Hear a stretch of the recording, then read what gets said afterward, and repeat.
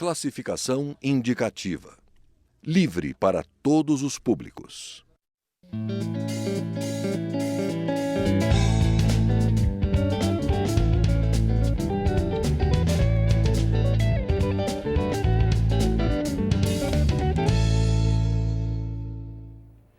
Olá! A economia brasileira já começa a dar sinais de melhora depois da grave crise que o Brasil vem enfrentando nos últimos tempos? O aceno do Congresso Nacional com medidas de ajuste está surtindo efeito junto ao Banco Central e ao mercado financeiro? A gente conversa agora com o deputado tucano Duarte Nogueira, de São Paulo, sobre como a Câmara pode ajudar a tirar o Brasil da crise. Eu sou Mariana Monteiro e este é o Palavra Aberta, um programa da rádio e da TV Câmara. Oi, deputado, como vai? Tudo bem, Mariana, e você? Então, deputado, quais são suas respostas a essas perguntas? Está começando a sair da crise? Eu acredito que sim. Nós começamos a ver uma luz no final do túnel, depois de 2 anos consecutivos de muitas dificuldades, que já vem sendo arrastado esse declínio da economia brasileira já de maneira bem perceptível, já no ano 2014, onde o crescimento foi praticamente zero.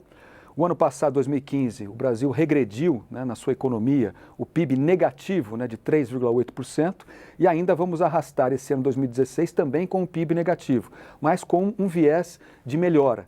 Então, eu acho que a gente começa a ver uma diminuição nas importações, aumento nas exportações. O câmbio ajudou muito nisso, a apreciação do dólar em relação ao real, ou seja, a desvalorização do real, ajudou a tornar os produtos exportados brasileiros mais competitivos. Nós deveremos ter até o final do ano alguma coisa próximo de 50 bilhões de dólares no saldo da nossa balança comercial, o que é um sinal bastante positivo.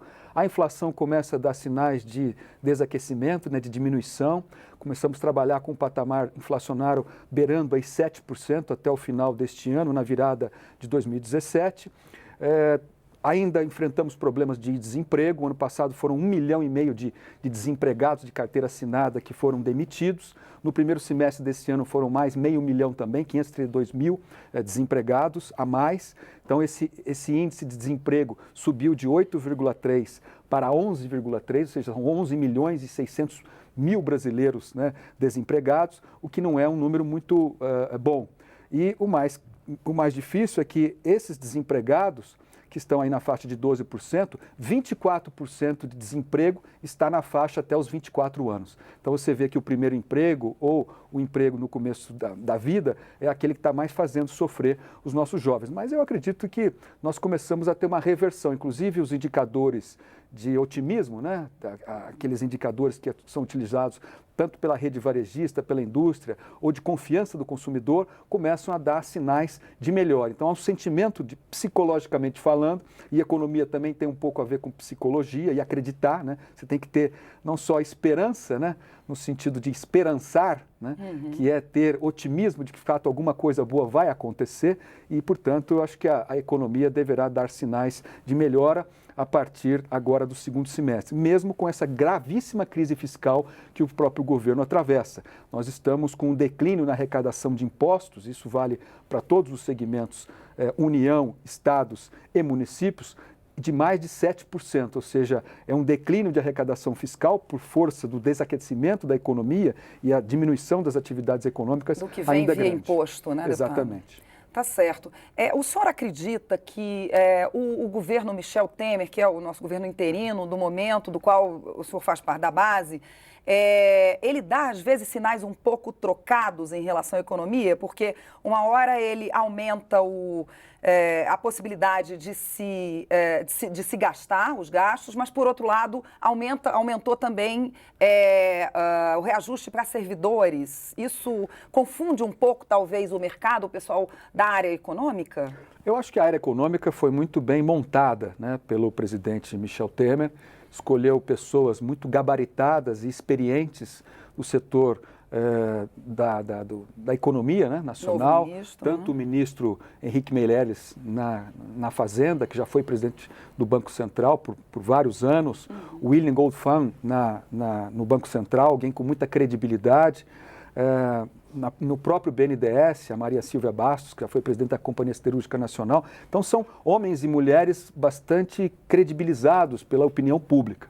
E acho que eles estão no caminho certo. Acho que nós temos que fazer alguns ajustes, como já era previsto, e partir agora para avanços de reformas. Acho que o Brasil precisa diminuir o tamanho do Estado, cortar cargos em comissão, diminuir o peso da máquina e aquilo que é quase que um vaso comunicante, ou seja, diminuir as despesas de custeio, ou seja, reduzir o custo da máquina pública para você poder aumentar as despesas de capital, ou seja, os investimentos, para você ter melhores estradas, saúde, educação, justiça, segurança pública e atividade econômica através da iniciativa privada, gerando postos de trabalho, seja na indústria, que já começa a dar sinais de crescimento, cresceu agora 1,1%, né, nesse último período, o que já é um sinal importante, até porque ela vinha declinando ao longo desses últimos anos do governo da presidente Dilma de maneira muito significativa, o que é um sinal também positivo nesse momento. Certo. Em relação, o Banco Central ainda não resolveu baixar os juros, né? Está esperando um pouco mais, se sentir um pouco mais seguro, o senhor acredita? Por enquanto resolveu manter os juros para pensar em outubro talvez baixar um pouco? Mariana, é claro que igual que a questão da reforma política, cada um tem a sua, né? A sua opinião sobre a reforma política, a reforma fiscal. No caso da autoridade monetária, que é quem manda na taxa de juros, no caso o Banco Central, eu acho que ele está muito conservador. Eu acho que ele já deveria ter iniciado um ritmo de redução mesmo de 0,25% na última reunião do Copom, até porque a inflação... Pensaram nessa possibilidade, né, a inflação já deu sinais de queda e manter os juros altos como estão, você compromete não só o superávit primário, mas o superávit nominal. Porque se você está falando que esse ano nós vamos gastar mais do que arrecadou o governo federal e os estados e municípios, 170 bilhões e meio de reais, o rombo, é déficit fiscal, não é superávit, você coloca uma conta aí de mais 450 a meio trilhão de reais de juros. Então, obviamente, quanto maior a taxa de juros, mais o custo para você rolar a sua dívida. Deputado, como é que os ajustes daqui do Congresso podem ajudar? E o senhor acredita, quer dizer, estão aqui, né, os ajustes que foram enviados pelo presidente interino Michel Temer. Como é que eles podem ajudar? E o senhor acredita que eles estão a contento em termos de tempo, de ritmo, para serem colocados para votar? Olha, o parlamento votou essa semana a LDO, fez os ajustes necessários que a economia do Brasil precisava, votou, inclusive, destaques importantes para poder compor a lei de diretrizes orçamentárias que vai balizar a feitura do orçamento agora no segundo semestre e deu sinais de responsabilidade e equilíbrio em relação à realidade da economia. Numa outra parte, você tem algumas emendas constitucionais ou projetos de lei que estão aqui na casa, que vão na direção de dar ordem para a nossa economia, sinalizando para o futuro mais austeridade. Eu acho que é isso que nós precisamos, né? Quando você tem problemas dentro da sua casa e você gasta mais do que a família arrecada, você fica com o nome sujo na padaria, no supermercado, no açougue, e tudo para você fica mais caro, o crediário, a prestação de tudo.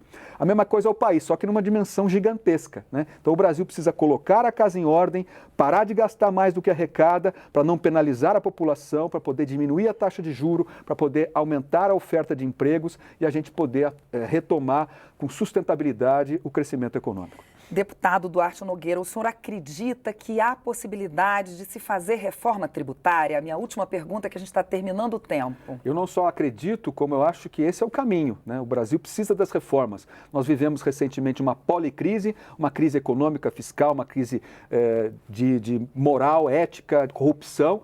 Precisamos superar tudo isso. O Brasil tem condições de virar essa crise e a reforma, sem dúvida alguma, é uma dos elementos importantes para nos ajudar a fazer isso. Mas a guerra fiscal e o problema de que cada estado não quer diminuir os seus... No seu caso, São Paulo não precisa, mas os outros estados dizem que precisam dessas isenções. Porque né? A atual legislação, ela faz com que cada estado brasileiro, mais o Distrito Federal, portanto 27 unidades federativas, tenham cada uma a sua lei do ICMS, com 41 diferentes alíquotas. E a guerra fiscal nada mais é do que você reduzir para cá, para lá, para poder tirar do outro. Então, os investidores ficam loucos, e né? ninguém ganha, é um canibalismo anacrônico, é igual você morder pedaços do seu corpo, quando na verdade você acha que está se alimentando de si próprio. Então, esse é o problema da guerra fiscal. Então, quer dizer que esse governo vai tentar mais uma vez, porque já há 30 anos que o Congresso tenta fazer essa reforma. Se o governo, que tem capital político, tem maioria significativa nesse momento,